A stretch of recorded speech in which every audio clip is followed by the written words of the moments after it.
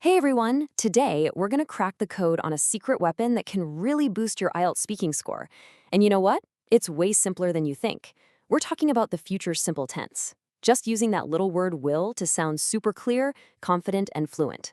So let's jump right in and see how this one word can make a massive difference.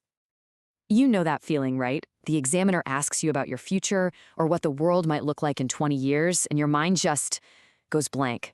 You start scrambling for some perfect complex grammar, and suddenly you're hesitating. It's a classic pressure point in the exam, but we've all been there. And that right there, that's the trap that so many students fall into. You think that to get a high score, you've got to show off every complex tense you know, like the future perfect continuous or something. But honestly, overthinking your grammar is the fastest way to just trip yourself up and lose all that great fluency and confidence. There's a much, much simpler way. Here's the key thing to remember. The IELTS speaking test is not a grammar quiz. It really isn't. It's a test of how well you can communicate. The main goal is to get your ideas across clearly and confidently. And for that, trust me, you do not need to be a walking grammar textbook. And this brings us right to your secret weapon, the good old future simple tense, using will.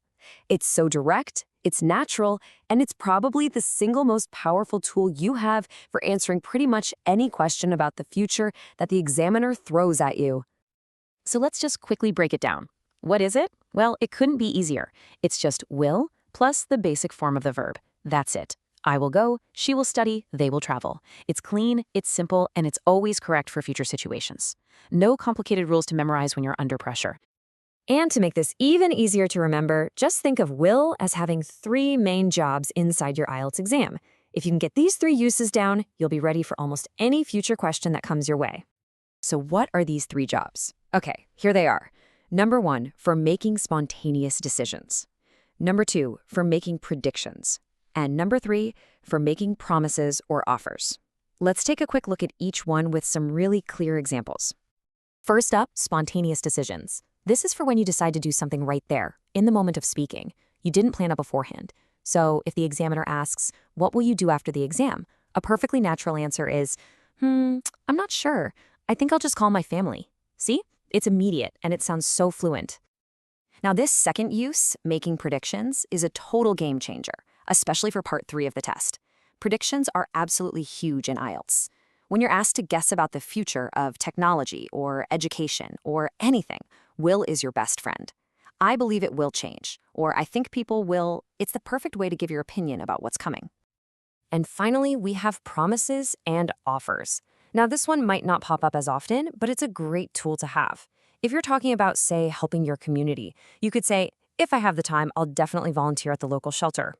It just shows a really positive can-do attitude. Okay, so that's the theory, but let's see how this actually plays out in a real IELTS situation. Because honestly, the difference between a hesitant answer and a confident one often comes down to just using will in a simple, direct way. All right, here's a super typical part 1 question. It's personal, it's about the future, and it means you have to make a quick decision or prediction about yourself. Now, just listen to the difference. The hesitant answer is kind of clunky, right? It's full of pauses, and you can hear the grammatical uncertainty. But the confident answer? I think I'll become bam. It's a quick decision or prediction about yourself, and it sounds so much more direct and fluent. It perfectly shows the power of just keeping it simple. Okay, let's level up. How about a more abstract question? The kind of thing you'd get in part 3. This one asks you to make a prediction about society as a whole. And again, look at that contrast. The first answer is a bit weak, a little uncertain, but the second one is strong. I believe technology will make it. That's a classic, confident prediction. Using will just makes your opinions about the future sound so much more decisive. So, what's the big lesson here? What's the main takeaway from all this? How can you put this willpower into practice and really ace that speaking test? I want you to remember these 4 things. First, if you're talking about the future and you start to feel a little lost or unsure, just default to will. It's your safe bet. Second, it just sounds more confident and natural. Third, really lock in those 3 main jobs we talked about: decisions, predictions, and offers. And finally, always remember, simple and correct is 1,000 times better than complex and wrong. From now on, I want this to be your mantra for the IELTS speaking test. Don't try to blow the examiner away with complicated grammar. Impress them with clear, confident communication. Your fluency and your final score will thank you for it. So let's get you started. I've got a question for you, and I want you to think about it and answer it out loud right now. What is the very first thing you'll practice using this simple, powerful tool? The sooner you start, I promise, the more natural it'll become.